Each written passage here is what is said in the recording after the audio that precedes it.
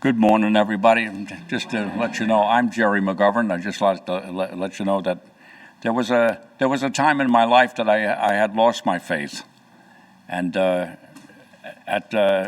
was as a result of meeting my wife, who was the organist choir director here for over 25 years. I was brought back to the Lord.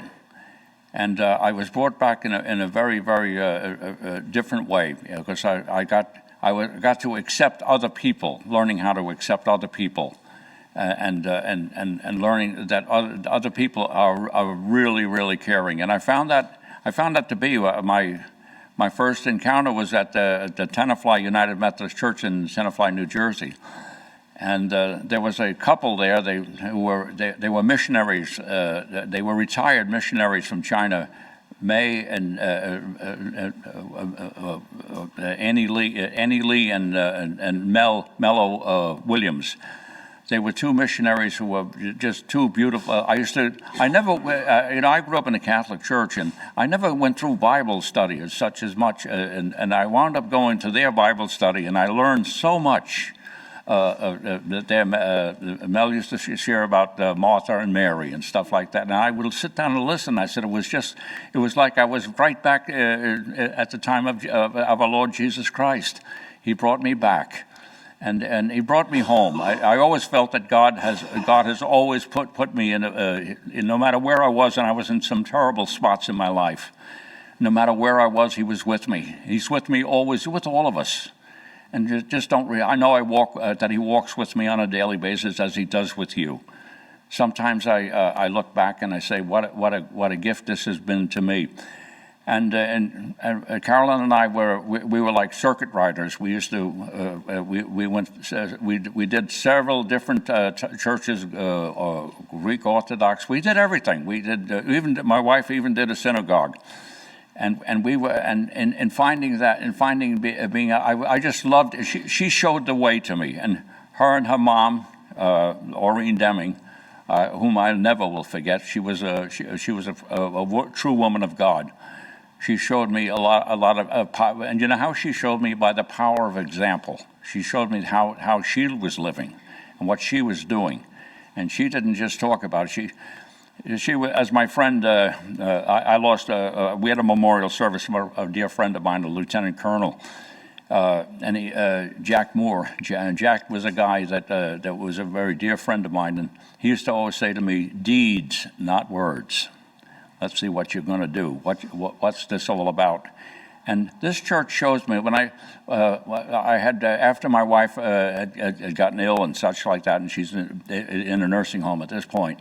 After she had gotten, I said to myself, I need to come back to this church.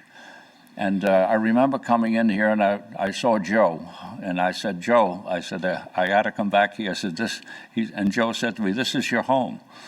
And I said, "That's the truth. That's what this is all about. My home is right here among all of you.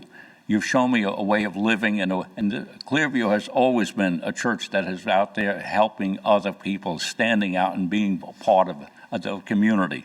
And that's what I love so much about it. I truly feel truly blessed to be a part of this church. And I know that, and thinking back to losing Wen and I used to do a couple of things together at the Methodist Men. And I'll truly miss him. But his spirit is here with us today. And so all of the spirits of all those who have served before. And it's our job to continue serving. And that's what I hope to be able to do, to continue serving and doing. So long as the good Lord has given me life, I will be here to be of service to this community and to all of you. And if nobody told you today they love you, I love you. Thank you.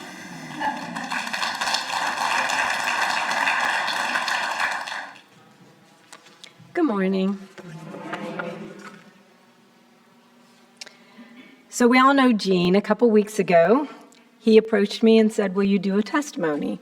And of course, with an extra hug, I agreed.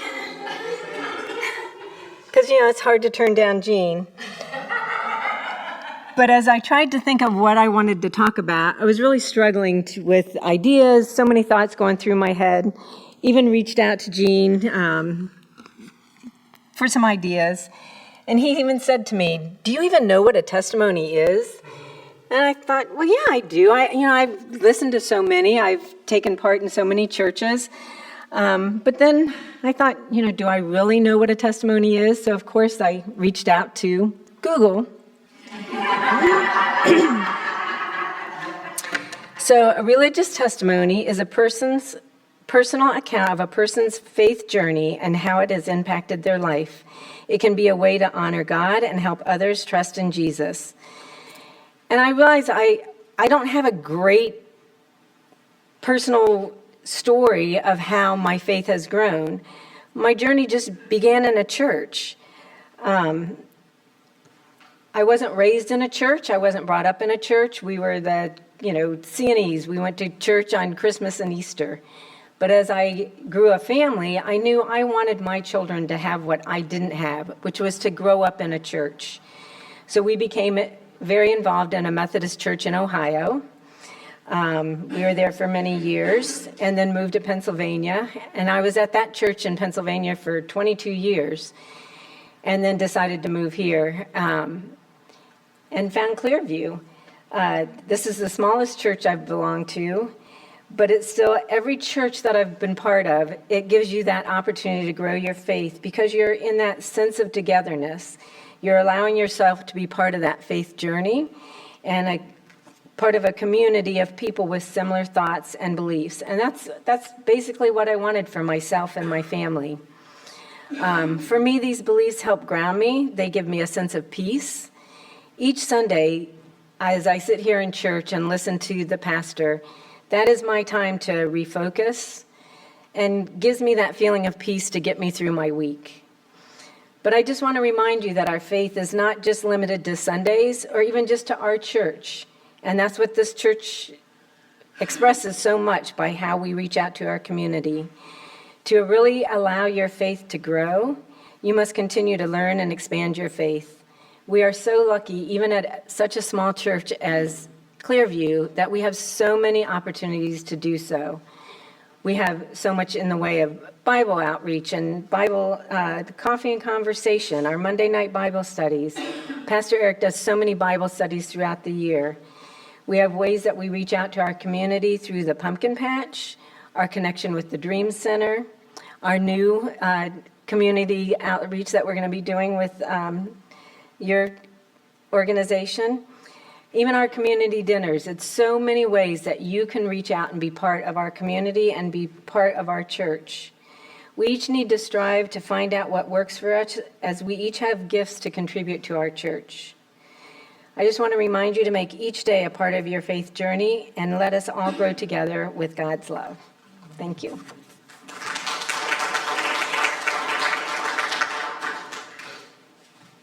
Thank you, Jean.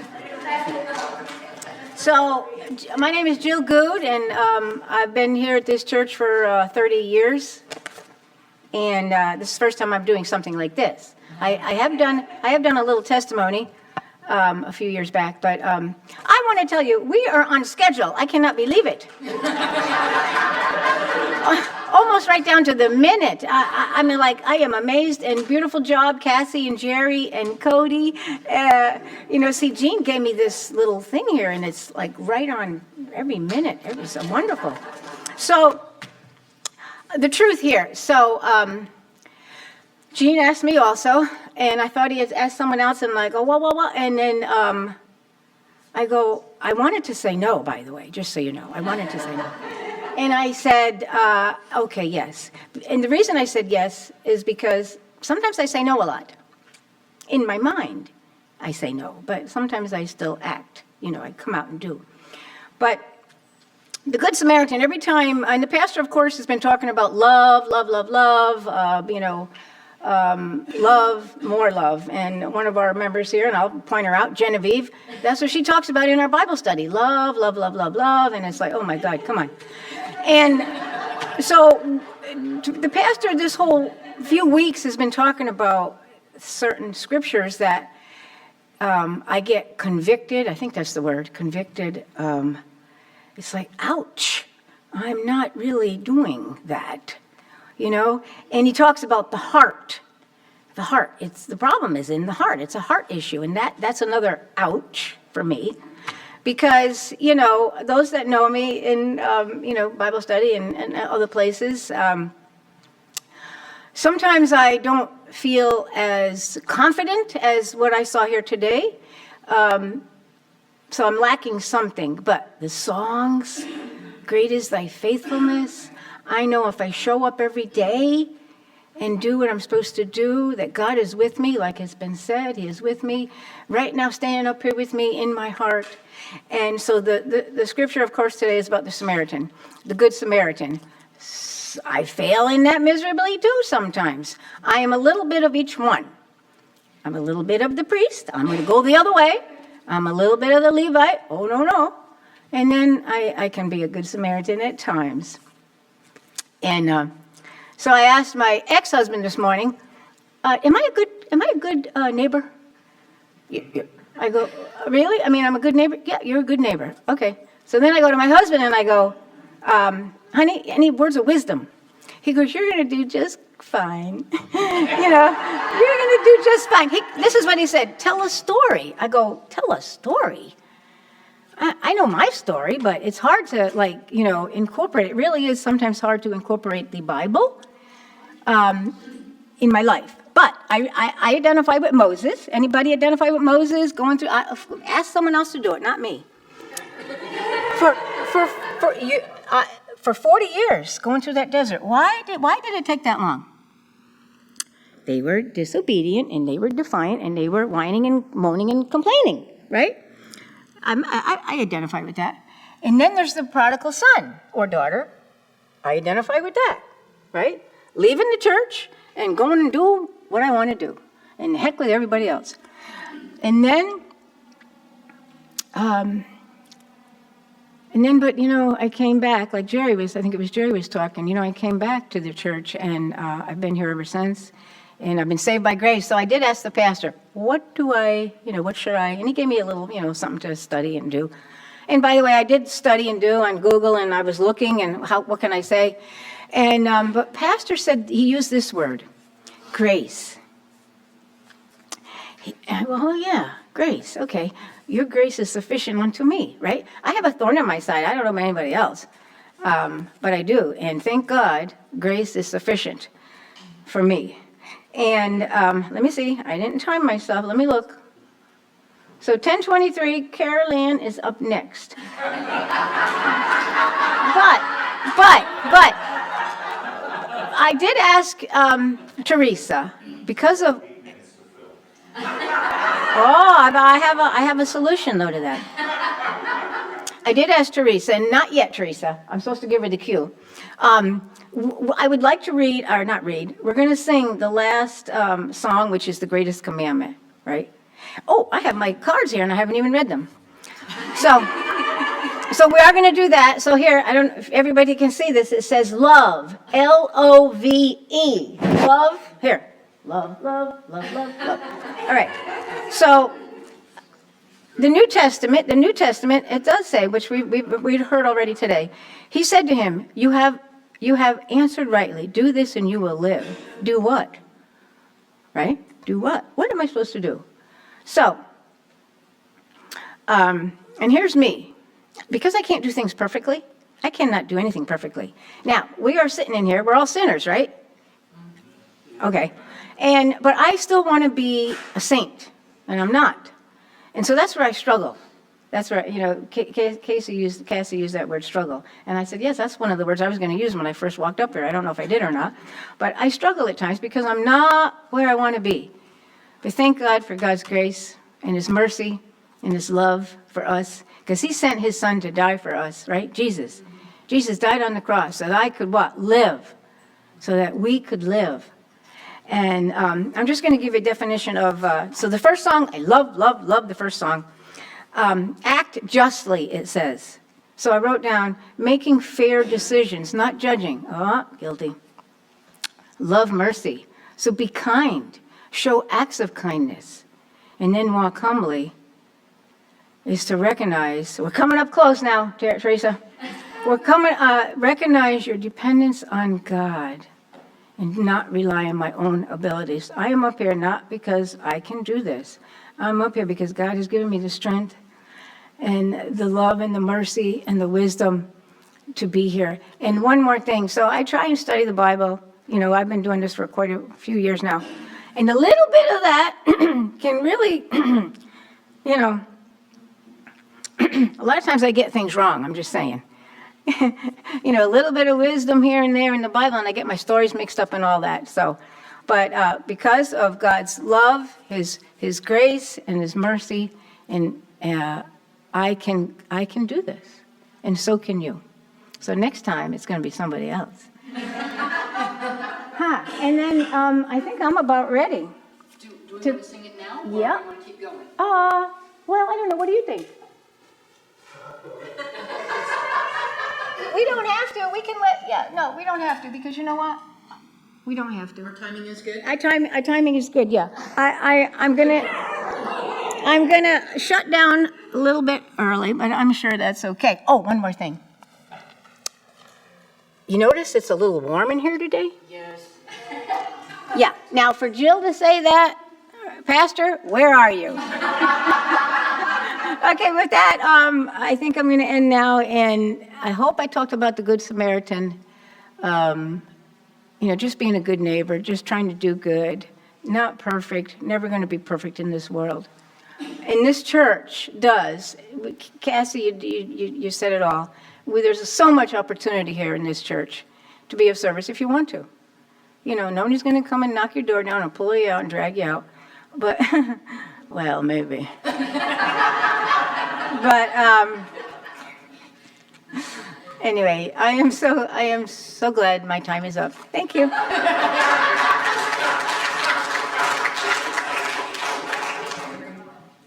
Yeah, I didn't think. There we go. Not that I like the sound of my own voice, because I really don't. It's kind of been a full circle journey.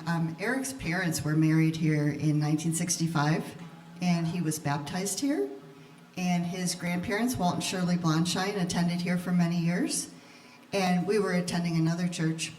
And then we kind of just, something happened and we didn't really do anything. And then Hurricane Ian came, and Eric said, that was in 2022, Eric said, you know, if we get through this, we need to go back to church. And Clearview was just the natural choice. And we came here, and from the first day, I knew that we belonged here and that I belonged here. I'm a member of Alcoholics Anonymous, and I can't talk about my faith journey without talking about that, because God brought me to AA, and AA brought me to God. And I feel like being a part of the Clearview community and all you wonderful people has given us a greater sense of purpose. We dug in and got going right away. And one thing that really stands out to me is when we were here a couple months and we were decorating the Christmas tree, and Eric hadn't had his cataract surgery yet, so he was blind as a bat. So he sat at that pew right there, and Genevieve DeHoog, who I didn't know at the time, came up and sat down next to him and started talking to him and was really engaging with him and was so loving. And I thought, you know, that is God's love right there. And I feel that every time I walk in here, every time I engage with you all, I feel like my Christian walk has gotten stronger. My faith has gotten stronger. I feel like it's just intertwined with who I am. And I feel a closer connection to God because of you all, a greater sense of purpose. My AA home group is right here in our fellowship hall. And Eric's and my connection has gotten deeper. My connection to God has gotten deeper. And I have the privilege of serving on this wonderful praise team. And that's where I really feel like I can give my gifts back to God in some small way. And so I will be forever grateful to you all this church, Pastor Eric, everybody, for renewing my faith and my connection to God and to people. So thank you all.